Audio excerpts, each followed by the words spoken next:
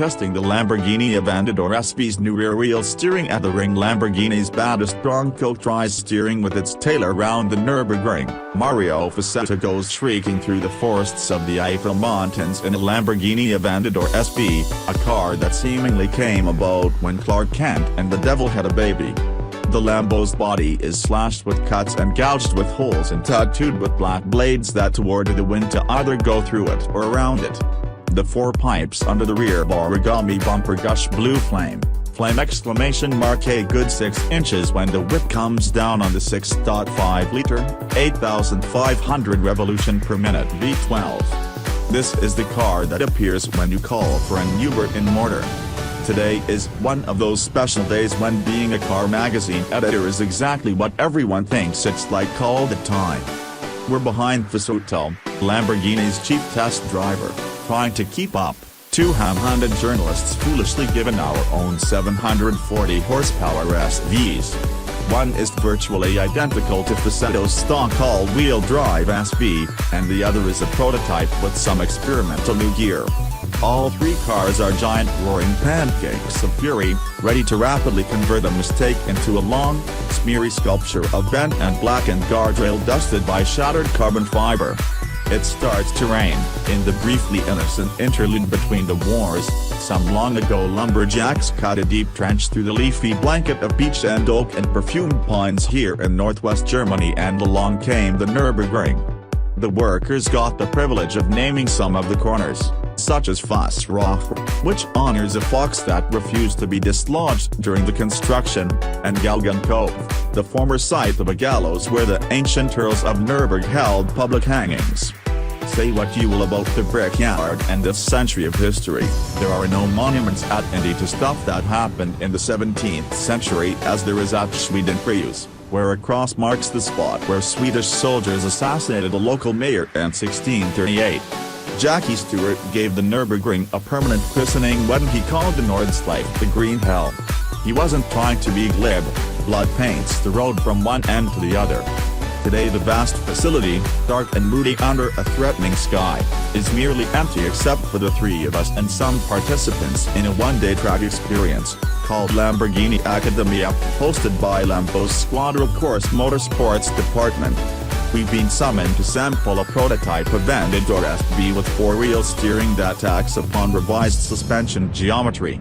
Lamborghini has been camped out here for some time already, based out of a cozy chalet in the village of Nurburgring near the famous Piston Claus restaurant, where racing greats have autographed the walls and ceiling.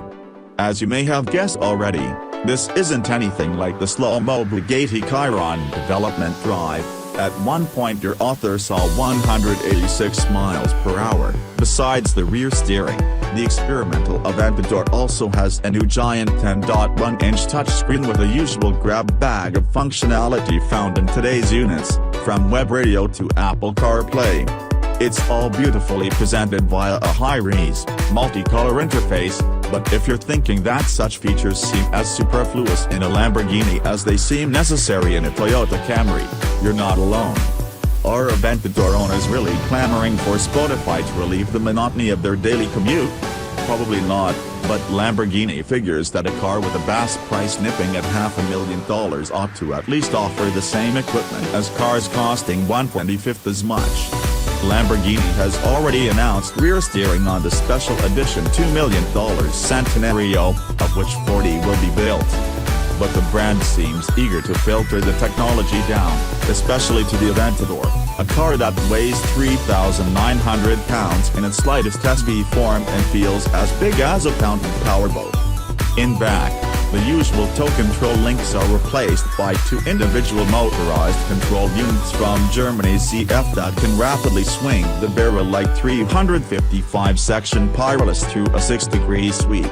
It is indeed rear steering, but as with most such setups, perhaps it's more appropriate to think of it as dynamic tow adjustment. Lamborghini also installed a new aluminum hub carrier in back that changes the rear geometry, building in more camber change and reducing castor. The changes promise to make the prototype rear axle one lively place indeed. Lamborghini not only rented the 12.9-mile Nordschleife, it also took over the much newer 3.2-mile Grand Prix circuit, famous for its giant Mercedes-Benz star looming over the stadium area and its history of curb-jumping DTM slugfests. We start here, lifting those scissor doors that are still crazy and cramming into the SV's unforgiving seat shells, our helmeted heads rammed into the low ceiling. To start an Aventador, you flip up a red button cover that looks as if it came out of a Minuteman's hollow and then put fire to the V12. It's been a long time since a V12 dominated any serious form of racing. Formula One did do in 1996. Peugeot put the last V12 on Le Mans podium in 2009. Now that the top class is hybrids, we're unlikely to ever see another. Thus, there's a lot of romantic history balled up in the sound of the Aventador's perfect dozen. Let your imagination go and a wailing Matra MS-11 explodes from the Monte Carlo tunnel, or a Ferrari 330 P4 rips the night at Daytona, or Jaguar's purple and white Silcatex JR12 thunders down the Mulsanne with Porsche 962s giving futile chase. Until very recently, Lamborghinis raced hardly at all and never successfully, so it's somewhat ironic that its Aventador is one of the few cars today that preserves the faith. We blast out, passing under the unblinking monocle of that looming Mercedes star. On the GP circuit's tight corners, the differences in the prototype would be apparent even to someone who drives mining trucks for a living. With the rear wheels brought to life, the wide SV turns more eagerly and is easier to adjust mid-corner, letting you trace a very fine scalpel line. The massive sled of a car shrinks around you. The regular SV is no airport bus, but it wears more like a nicely tailored jacket and slacks compared with the prototype, which is a wetsuit. Throttle, brake, turn, throttle, brake, turn. The routing GP circuit is a workout, but the prototype's slithery tush means it wants to dive on the apex cones.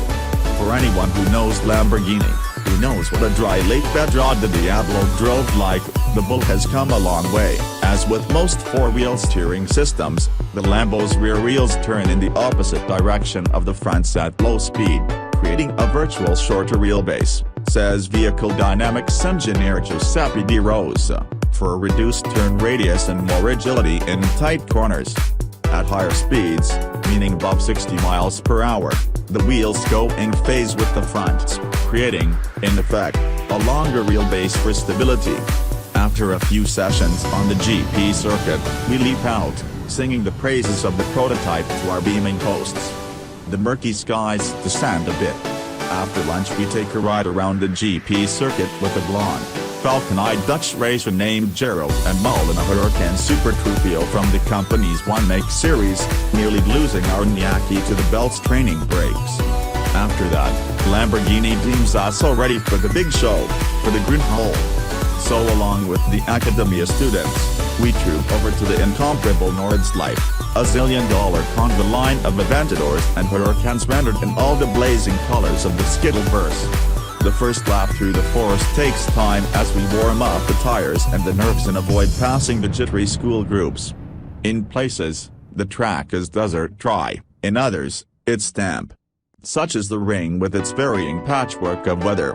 We stop in the pits and I wave off an inquiring Fasanetto, who has been showing us the line and wants to see if we wish to swap cars. Nope, not yet. The prototype SV does all the Nurburgring things, going terrifyingly light at the floodplains, crashing into the lumpy Carrick-Shoulder-Karust, and attacking the curbing in the highly technical section front with Herman down to the Schwalben's the swallow's tail. At 8,000 revs, ears are flattened and eyes see stars. And those flames. On the straight, gear changes banging in one after the other, the SV simply flies, the speedo creeping just past 300 kilometers per hour, 186 miles per hour, as the gentlest of kinks at Tiergarten comes up so fast that it feels like, wait, something's wrong. The newfound slash that the prototype displays on the tight GP circuit emerges as a nervous hyperactivity on the faster Nordschleife. We swap cars, then swap again, confirming impressions. Yes, the regular SV is more secure, more planted, less work, less white-knuckled at the triple-digit Tiergarten and elsewhere. feeling more confident, we drive harder in the regular SV. Upon retiring to the pits, we deliver our observations and the engineers nod. Apparently this is not news and there's still work to do. Enlivening the rear with steering and new geometry comes with trade-offs, and, as with everything in automotive engineering, the art is in finding the best compromise. Lamborghini is coy on when we'll see rear steering in something besides the Centenario, allowing only that it's been working on it for 2 years. That's a lot of laps at the ring, and there are more to come. If they're looking for volunteers, we're in, even if it takes another 10 years.